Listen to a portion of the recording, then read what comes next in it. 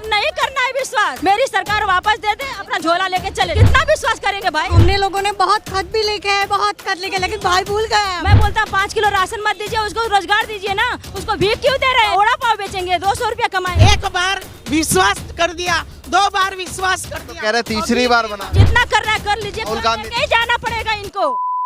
राहुल गांधी की यात्रा सूरत पहुंच चुकी है और सूरत की जनता, सूरत की महिलाएं यहां पर पहुंची हैं, उनसे बातचीत करेंगे। मोदी जी से कहना चाहूँगी, उन्होंने कहा था कि हाँ जब भी आपको प्रॉब्लम हो बहनों आप मुझे खत लिखना, बराबर। तो हमने लोगों ने बहुत खत भी लिखे है, बहुत खत लिखे, लेकिन भाई भूल गए हमें। अच्छा, भाई भूल गया। तो हमें बहनोई को तो जॉब दे ही नहीं रहा। अच्छा। हाँ वही है, हमारा बहनोई को वो मोदी भाई जॉब ही नहीं दे रहा। मेरी बात सुनिए भाई, अगर कंस होगा तो बहन नहीं जाएगी। हाँ, लेडीज लोग को, हम लोग बहनों लोग को सुरक्षा नहीं दे रहे हैं वो। हाँ, हम लोग परेशान हैं, इसलिए हम लोग ये कदम करवा रहे हैं, हमारे राहुल जी कर रहे हैं। हाँ, इसलिए राहुल जी का सपोर्ट। हाँ सपोर्ट कर रहे हैं। मोदी जी आते हैं तो उनके पास जाते हैं? नहीं, हम लोग कांग्रेस ही पेवर हैं, कांग्रेस में जाते हैं। हमको बीजेपी नहीं चाहिए। तो नई पार्टी बनी हुई है क्या? पहले से बीजेपी थी क्या? पहले तो कांग्रेस ही थी ना।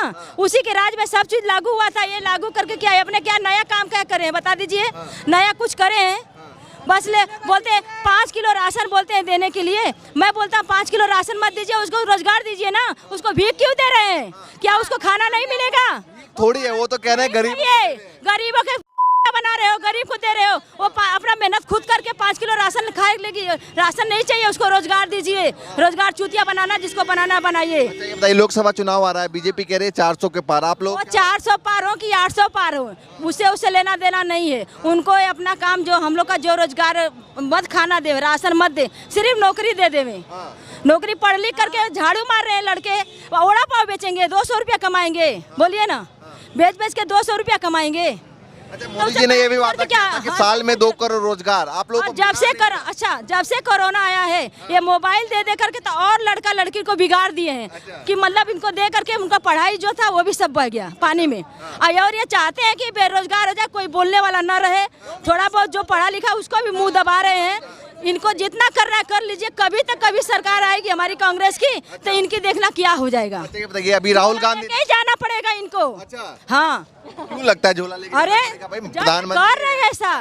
प्रधानमंत्री तो कोई भी रहता है क्या? हमारी सोनिया गांधी प्रधानमंत्री नहीं थे, उनके आदमी प्रधानमंत्री नहीं थे, हमारी इंदिरा गांधी प्रधानमंत्री नहीं थे। सब लोग रहते हैं, रहने से क्या होता है? काम करना चाहिए ना। तो फिर अच्छा बताइए, राहुल गांधी ने गारंटी दी है, उन्होंने कहा कि लीगल कानून देते हैं, जहाँ देते हैं गारंटी वहाँ पे पूरा करते हैं। हाँ, मोदी जी ने भी कहा था 2 करोड़। वो तो बोले थे 5 लाख रुपया, अरे 15 लाख रुपया दूंगा। तो अमित शाह ने क्या बोला था? वो तो जुमला है। अभी सिलेंडर की बात किए थे, 450 रुपया बोले थे।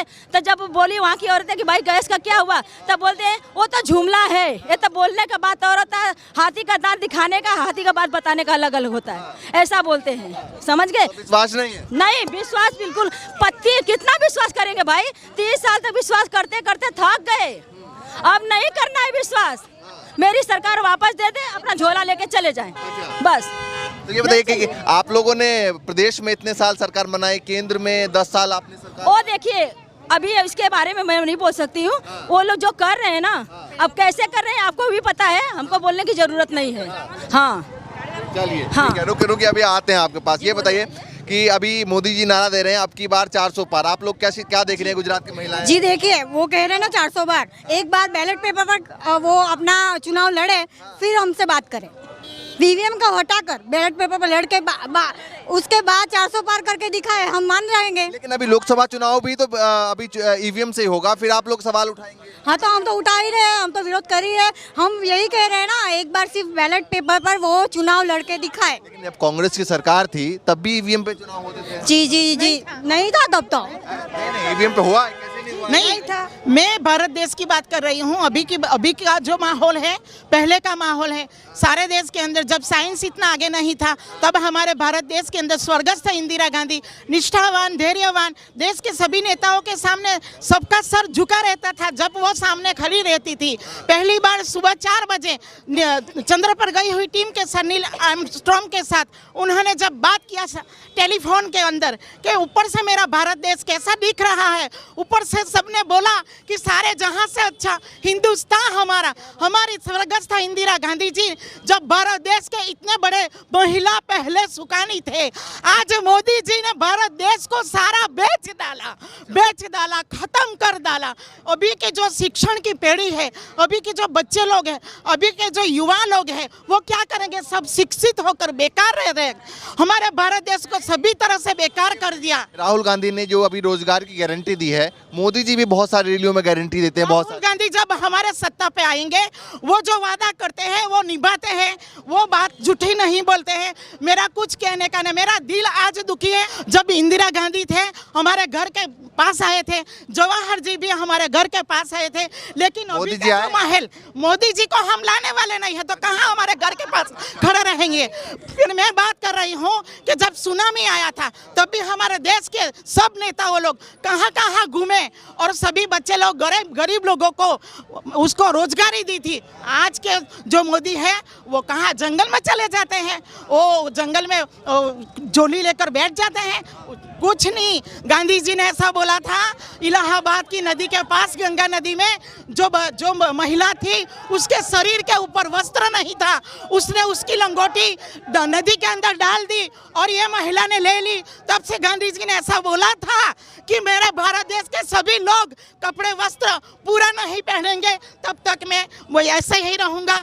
आज 10 करोड़ के सूट मोदी जी पहनकर आते हैं, हमारी जनता ऐसी खुली रहती है, मर जाती है, उसको कोई पड़ी नहीं है। एक बार विश्वास कर दिया, 2 बार विश्वास कर दिया, कह रहे तीसरी बार बना रहे हैं। अभी की जनता उसके ऊपर विश्वास नहीं करेगी। जो महिला बोलती है वो सच बोलती है। मणिपुर में यहाँ पे पुलिस होंगे, पुलिस वाली की औरत को नंगा नचाया, नंगा घुमाया गया। क्या मोदी सरकार को नहीं दिखा था ना? तो क्यों नहीं उसका रक्षा किए? तब वहाँ पे आज तक ले वहाँ पे कदम क्यों नहीं रखे? क्यों नहीं गए अभी आज तक ले? कभी गए वहाँ पर? नहीं गए ना। ये झूठी बोलना बंद। महिलाएं नाराज है गुजरात में। बोलते हैं ना मोदी की गारंटी बीबी को गारंटी करके दिखावे ना, दूसरा छोड़ दें। चलो बस। बहुत नाराज है यहाँ पर। आप लोग बताइए, राहुल गांधी की यात्रा में आए हैं, क्या सोच रहे हैं आप लोग?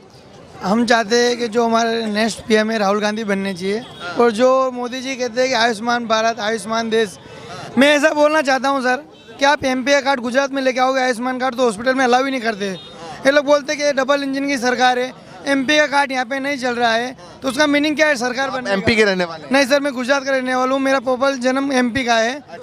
यहाँ जितने भी पेशेंट आते हैं उनका कार्ड यहाँ पे अलाउ नहीं करते, बोले कि आपकी सरकार एमपी में, आप एमपी में जाओ। आप ये बताइए, कार्यकर्ता है या राहुल गांधी को देखने? नहीं सर, मैं आम पब्लिक हूँ।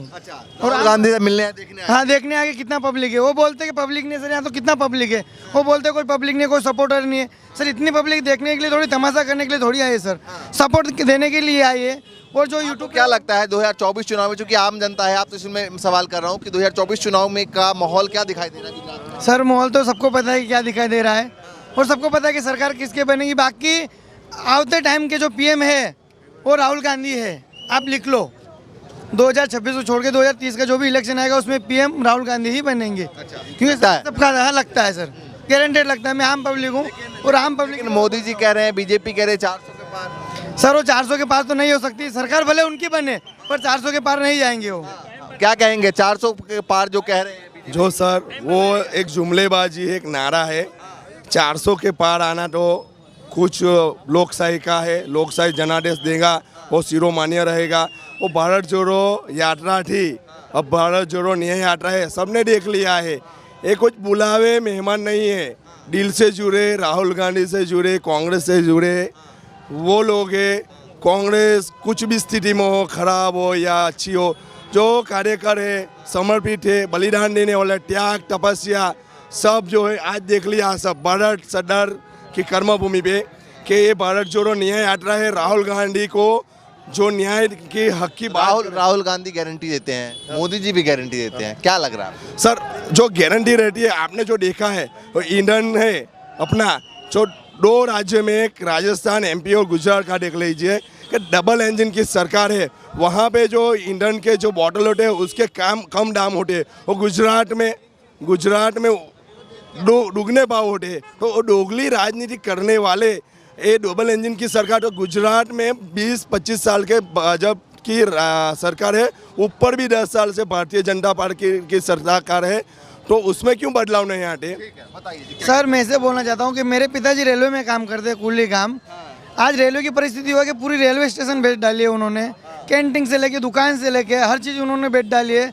सब बड़े बड़े नेताओं को या बड़े बड़े जो बिल्डर है उनको दे डाला है टेंडर। कोई गरीब आदमी को कह रहे हैं प्राइवेटाइजेशन कर रहे हैं, इससे फायदा। मैं क्या बोल रहा हूँ, स्पीड तो गरीब आदमी का क्या होगा? जो गरीब बेरोजगार आदमी है, जो बरसों से वहाँ पे काम करे, उनका क्या होगा? उनका पहले सोचो, फिर बाद में आप जो टेक्नोलॉजी जो लाना चाहते हो वो लाओ।